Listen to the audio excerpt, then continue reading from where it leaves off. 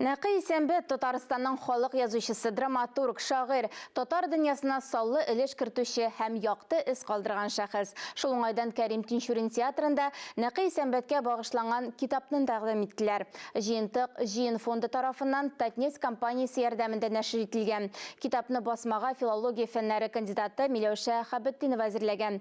Син сазыңны уйнадың дип исемләнгән чарадан безнең алдагы сюжет.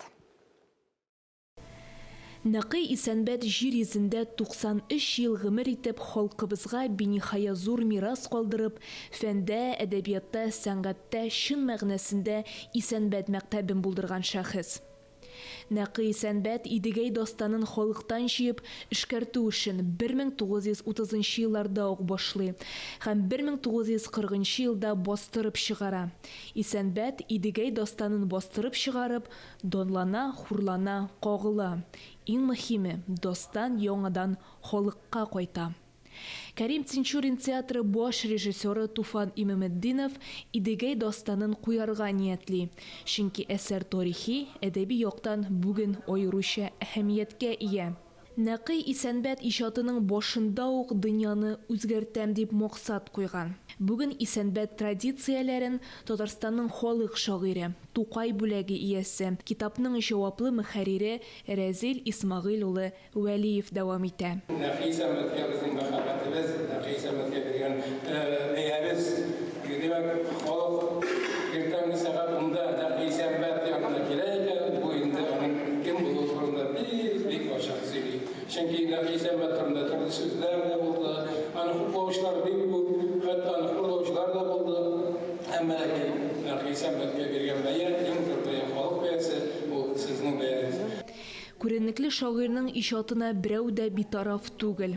Татарстанның һәм Россиянең халык артисты Әсхәр Шакиров атаклы шәхескә багышлап рәхмәт сүзләрен җиткерде. Бик зур рәхмәт. Менә шулай һәр вакыт үзебезнең милләтебезнең горурлы булган кешеләрне без күтәрмәсәк, без зурламасак, аны беркем дә зурламаячак. Нәқи Исәнбәт классикларның классигы. Ул төрки әдәбият белән танышып барган. Дөнья классикларының әсәрләрен татарчага күчергән. Күп кенә әсәрләрне рус теленнән татар теленә тәрҗемә иткән. Әлеге чарада Шекспирның Гамлет әсәренең татарчасында ишетергә мөмкинлек туды. Барлык йөрәк азаплары, тәнең дучар булган мең җаваларын шулар йокы белән бетте дип уйлау. Көтеп алган шик түгелме?